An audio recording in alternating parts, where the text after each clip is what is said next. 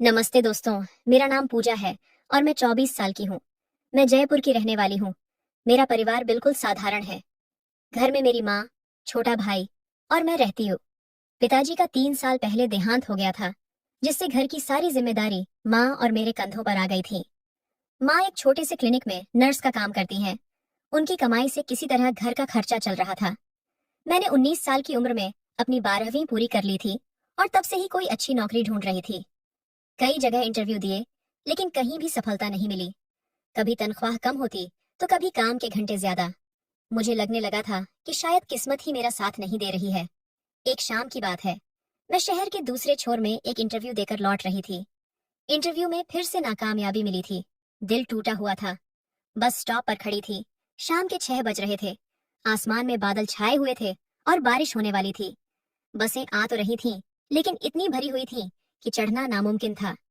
अचानक एक सफेद रंग की कार मेरे सामने रुकी। शीशा नीचे हुआ और अंदर से एक सज्जन व्यक्ति ने पूछा, कहाँ जाना है? काफी देर से खड़ी देख रहा हूँ आपको। मैंने हिचकिचाते हुए जवाब दिया, नहीं, मैं बस का इंतजार कर रही हूँ। वो बोले, इतनी भीड़ में बस मिलना मुश्किल है। मैं वैजंतपुरा की तरफ जा रहा हूँ। उधर ही जाना है क्या? उन्होंने पूछा। मैंने सोचा, अब बारिश भी शुरू हो गई है। बस मिलने के चांस कम है और घर भी दूर है। थोड़ी देर सोचने के बाद मैंने कहा, हाँ, मुझे वैजंतपुरा के पास ही जाना है। अगर आपको कोई दिक्कत ना हो तो। बिल्कुल नहीं, आ जाइए, उन्होंने मुस्कुराते हुए कहा।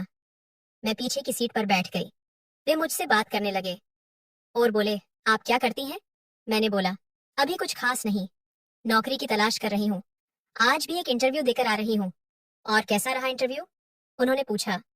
मैं बोली, अच्छा नहीं रहा। क्योंकि वे बोल रहे थे कि अनुभव की कमी है। फिर वे बोले, ओह, ये तो हर नए उम्मीदवार की समस्या होती है। अनुभव कहाँ से लाए, जब कोई काम ही न दे। रास्ते भर हम बातें करते रहे।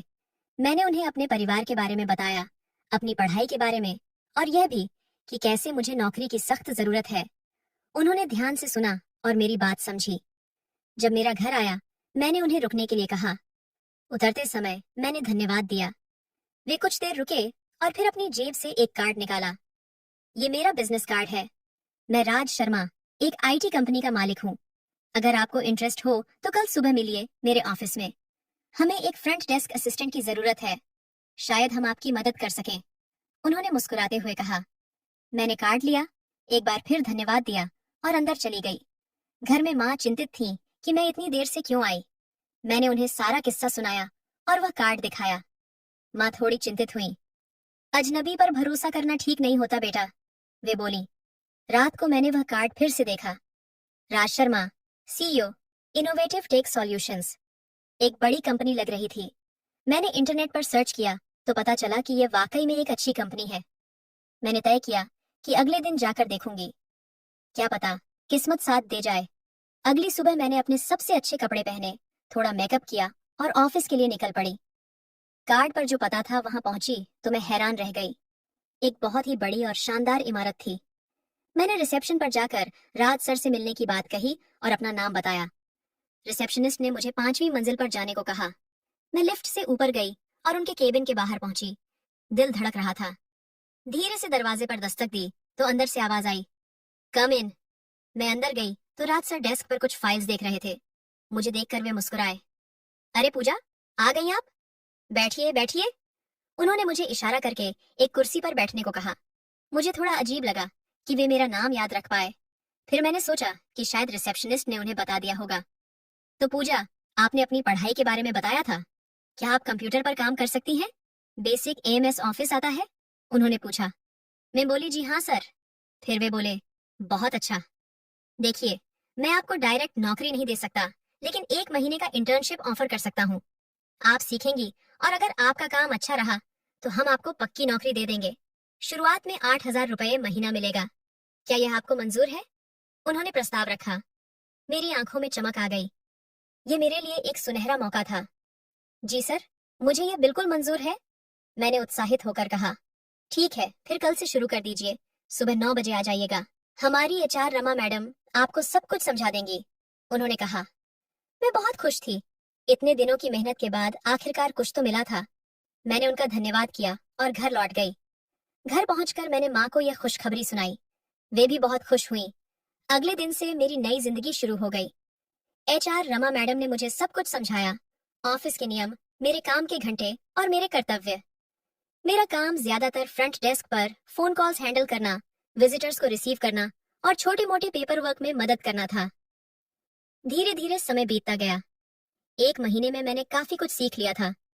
राज सर कभी कभी मेरे काम की तारीफ भी करते थे, जिससे मेरा आत्मविश्वास बढ़ता था। पहले महीने के बाद उन्होंने मुझे पक्की नौकरी दे दी और सैलरी भी बढ़ाकर 12,000 रुपए कर दी।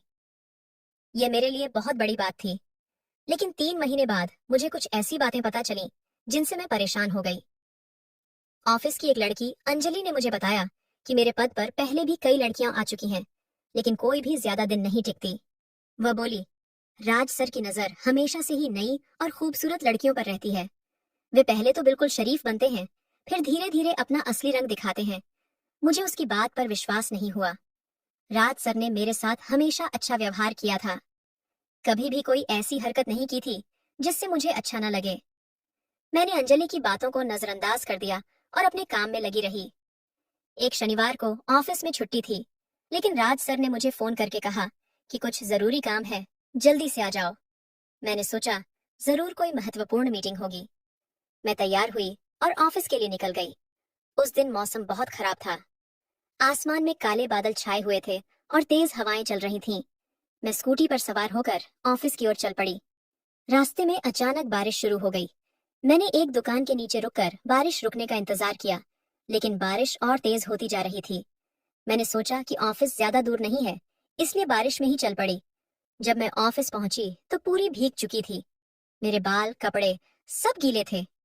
मैं लिफ्ट से सीधे राज सर के केबिन में गई। राज सर अपने केबिन में थे। मुझे इस हालत में देखकर वे चिंतित हो गए। अरे पूजा, तुम तो पूरी भीग गई हो, ऐसे कैसे काम करोगी? तुम्हें बुखार हो जाएगा। मैं वहीं खड़ी थी, पानी टपकता हुआ। राज सर ने अपना कीबोर्ड साइड में रखा और अलमारी से एक तौलिया निकाला। ये लो, रेस्ट रूम में जाकर सर सुखा लो। मैंने तौलिया लिया और रेस्ट रूम में चली गई। मेरे कपड़े पूरी तरह भीगे हुए थे। मैंने अपने बाल सुखाए और थोड़ा ठीक किया, लेकिन कपड़े तो गीले ही थे। रेस्ट रूम से निकली तो देखा ऑफिस में सिर्फ राज सर और मैं ही थे। सर बोले, अंदर जो गेस्ट रूम है वहां गर्म हवा वाला पंखा है, अगर चाहो तो वहां जाकर कपड़े थोड़े सुखा सकती हो। मैं गेस्ट रूम में गई। वहां एक गर्म हवा वाला हीटर था। मैंने उसे चालू किया और अपने कपड़ों को फैलाया ताकि वे जल्दी सूख जाएं। मैंने अपनी शर्ट उतारी और सिर्फ तौलिया ऊपर लपेट लिया। शर्ट को हीटर के सामने टांग दिया। मैं वहीं बैठी अपने कपड़ों के सूखने का इंतजार कर रही थी। अचानक दरवाजे पर दस्तक हुई। मैं घबरा गई। पूजा, मैं हूँ। एक इम्पोर्टेंट फाइल अंदर रखी है, मुझे जरूरत है। राज सर की आवाज थी। मैंने तौलिया अच्छे से लपेटा और दरवाजा खोला। राज सर ने मुझे नीचे से ऊपर तक देखा। उनकी नजरों में कुछ अजीब सा था, जिससे मुझे असहज महसूस हुआ। मैं नजरें झुकाए खड़ी रही। वे अंदर आए और अलमारी से एक फाइल निकाली। जाते समय वे मेरे सूखते कपड़ों को देखते रहे, फिर बोले, कपड़े सूखने में समय लगेगा, हमें काम भी करना है। तौलिया लपेट कर ही आ जाओ केबिन में, यहाँ कोई नहीं है देखने वाला। मेरा दिल धड़कने लगा, पर मैं क्या करती? मीटिंग की तैयारी करनी थी। बड़ी हिचकिचाहट के साथ मैं तौलिया लपेटकर बाहर आई और उनके केबिन में गई। राज सर सोफे पर बैठे थे, लैपटॉप खोले हुए। उन्होंने बिना मेरी तरफ देखे कहा, इधर आओ और बैठ जाओ, हमें प्रेजेंटेशन बनाना है। मैं धीरे से उनके बगल में बैठी और लैपटॉप की स्क्रीन देखने लगी। मैं बार बार तौलिए को ठीक कर रही थी, कहीं वह खुल न जाए। मेरा सारा ध्यान प्रेजेंटेशन की बजाय तौलिए पर था। फिर अचानक राज सर की टांग मेरी टांग से छू गई। शरीर में जैसे बिजली दौड़ गई, पर मैं हिली भी नहीं। मेरी चुप्पी को शायद उन्होंने अपनी जीत समझा, क्योंकि अगले ही पल वे और भी पास सरक आए। मेरे अंदर एक अजीब सा कंपन होने लगा, डर, बेचैनी और कुछ अनजाना सा एहसास, जिसे मैं समझ नहीं पा रही थी। करीब आधे घंटे तक प्रेजेंटेशन पर काम करने के बाद राज सर ने अपना लैपटॉप बंद किया और मुस्कुराते हुए कहा, आज तो सिर्फ हम ही हैं कंपनी में। कुछ पीने का मन है? क्यों ना तुम कैंटीन से कॉफी बना लाओ। मैं तुरंत उठ गई और कैंटीन की ओर चल दी। अपने दिमाग में उथल पुथल को शांत करने की कोशिश कर रही थी। कॉफी बनाते समय मेरे हाथ कांप रहे थे। बार बार अंजलि की कही बातें याद आ रही थीं। जब मैं कॉफी लेकर केबिन में वापस पहुंची तो वहां कोई नहीं था। कॉफी मग टेबल पर रखकर मैंने इधर उधर देखा। तभी मेरी नजर अंदर के गेस्ट रूम की ओर गई।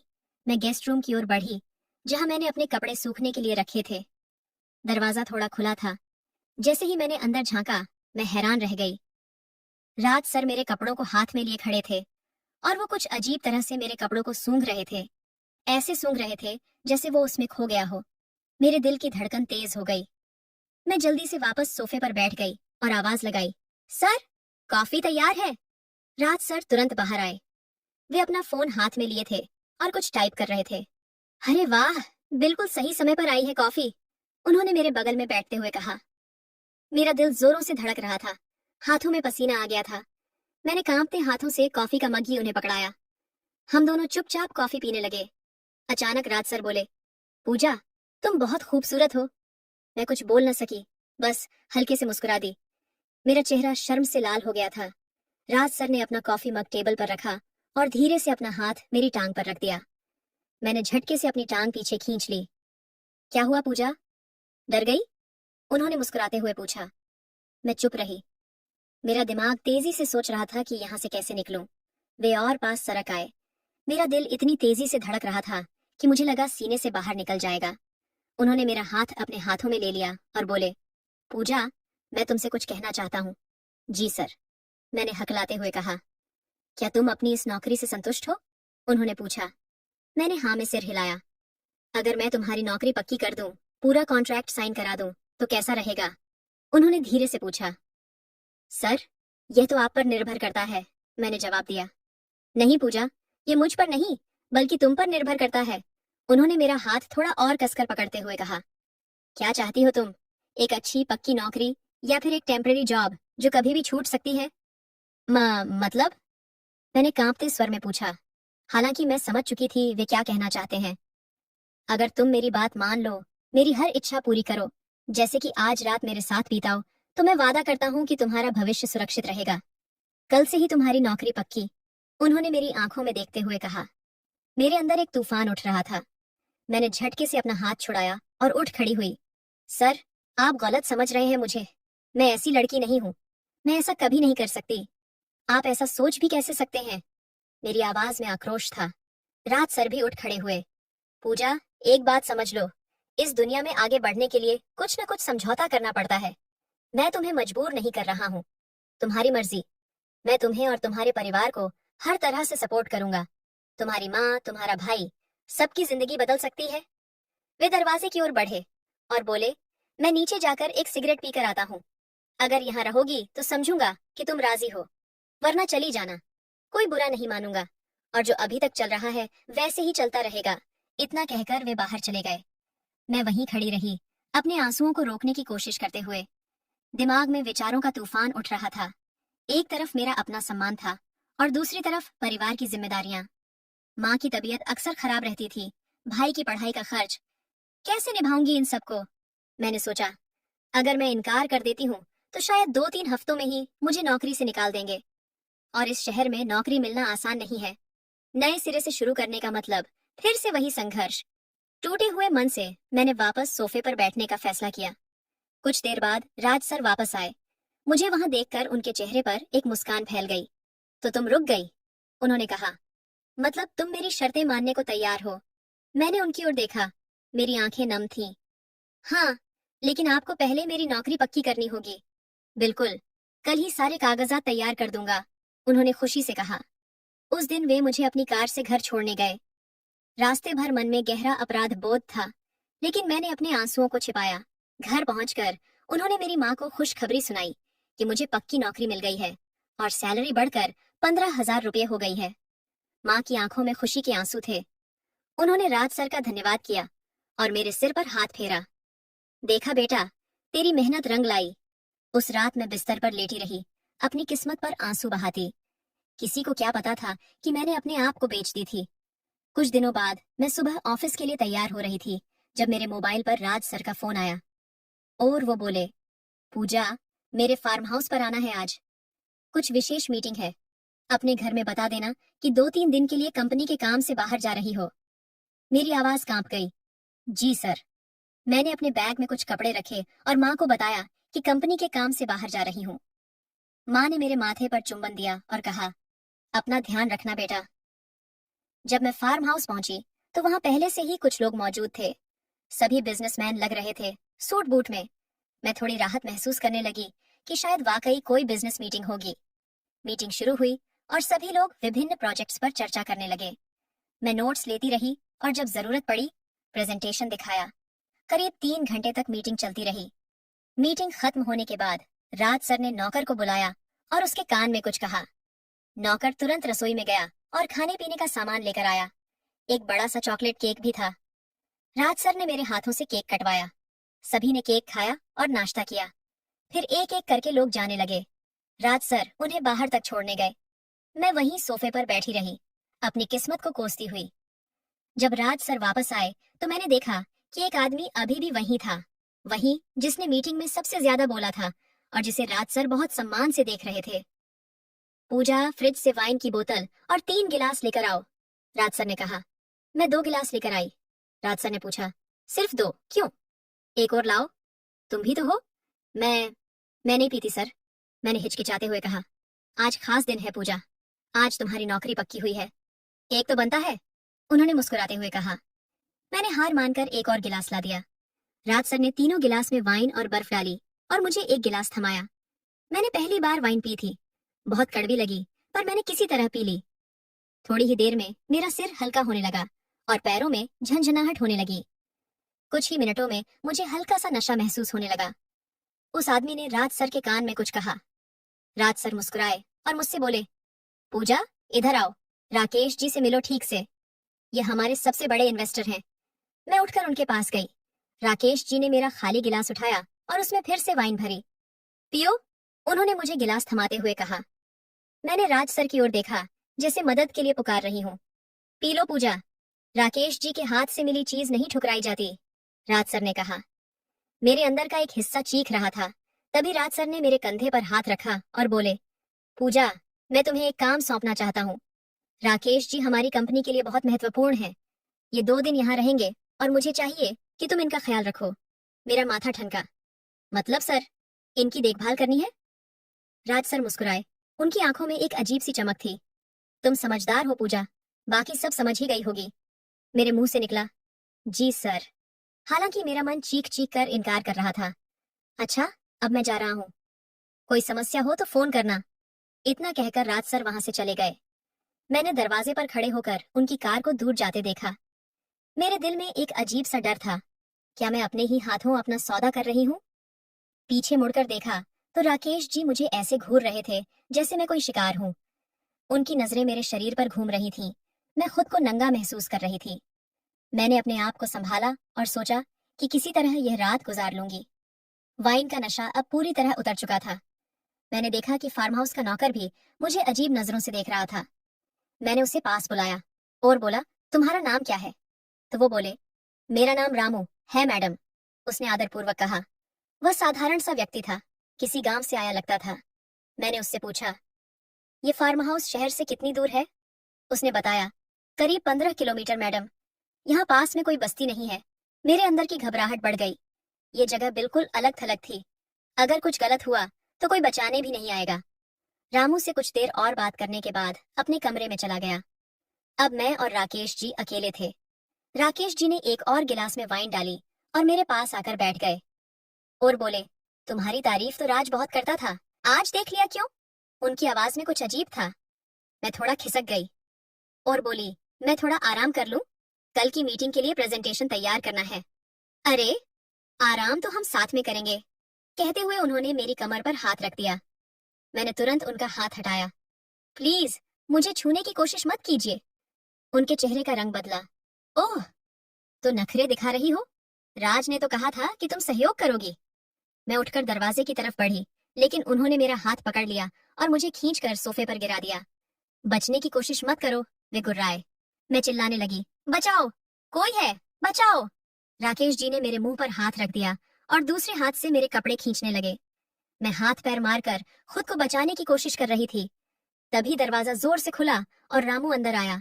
उसने देखा क्या हो रहा है और बिना कुछ सोचे एक लकड़ी का स्टूल उठाकर राकेश जी के सिर पर दे मारा। राकेश जी चीखते हुए मुझसे दूर जा गिरे। उनके सिर से खून बह रहा था। मैडम, जल्दी यहाँ से भागो, रामू ने कहा। राकेश जी उठने की कोशिश कर रहे थे और गालियां बक रहे थे। कुत्ते, तेरी हिम्मत कैसे हुई? तू जानता है मैं कौन हूँ? रामू ने मुझे अपने पीछे किया और स्टूल को हाथ में पकड़े रहा। आप कुछ भी कर लो साहब, लेकिन किसी बेटी बहन के साथ ऐसा नहीं होने दूंगा। मैंने जल्दी से अपना बैग उठाया और रामू के साथ बाहर निकल गई। मैडम, मेरे पास एक पुरानी बाइक है, मैं आपको शहर तक छोड़ देता हूँ, रामू ने कहा। उस रात रामू ने मुझे अपनी पुरानी बाइक पर बैठाकर शहर तक पहुंचाया। रास्ते में उसने बताया, मैडम, ये पहली बार नहीं है, पिछले साल भी ऐसा ही हुआ था एक लड़की के साथ। मैं वहीं काम करता था पर कुछ नहीं कर पाया। इस बार मैंने सोचा कि चाहे नौकरी चली जाए लेकिन अपना धर्म नहीं छोड़ूंगा। मेरी आंखें नम हो गईं। इस दुनिया में अभी भी अच्छे लोग हैं। घर पहुंची तो माँ दरवाजे पर ही खड़ी थी। मुझे इस हालत में देखकर वे घबरा गईं। मैं उनके गले लग गई और फूट फूट कर रोने लगी। क्या हुआ बेटा? उन्होंने मेरे बाल सहलाते हुए पूछा। मैंने उन्हें पूरी कहानी सुनाई। कैसे राज सर ने मुझे नौकरी का लालच दिया, कैसे उन्होंने मुझे मजबूर किया और आज कैसे उन्होंने मुझे राकेश जी के साथ अकेली छोड़ दिया। माँ के चेहरे पर गुस्सा और दुख दोनों थे। ऐसी नौकरी को आग लगे बेटा, हमें इतनी गरीबी अच्छी की जहाँ बेटी की इज्जत बिके। भगवान हमें भले कम दे पर ईमानदारी से दें। मैंने उसी रात राज सर को फोन किया। फोन उठाते ही वे बोले, कैसा रहा राकेश जी के साथ? खुश तो हैं वे? मेरे अंदर का गुस्सा फूट पड़ा। आपको शर्म नहीं आती सर? क्या समझा है आपने मुझे? कोई वेश्या? आज अगर रामू न होता तो मेरी इज्जत लुट जाती। मुझे नहीं चाहिए आपकी नौकरी, आपका पैसा, कुछ भी नहीं चाहिए। आप जैसे लोग अपनी कामयाबी के लिए किसी की भी जिंदगी बर्बाद कर सकते हैं। मैंने फोन काट दिया और खुद को बिस्तर पर गिरा दिया। अगले दिन मैंने अपने सारे दस्तावेज और अपना बकाया वेतन लेने के लिए ऑफिस जाने का फैसला किया। वहां पहुंची तो देखा राज सर के केबिन में कुछ हंगामा मचा हुआ था। मैंने अंजलि से पूछा तो पता चला कि रात में पुलिस आई थी और राकेश जी की शिकायत पर राज सर को गिरफ्तार किया गया था।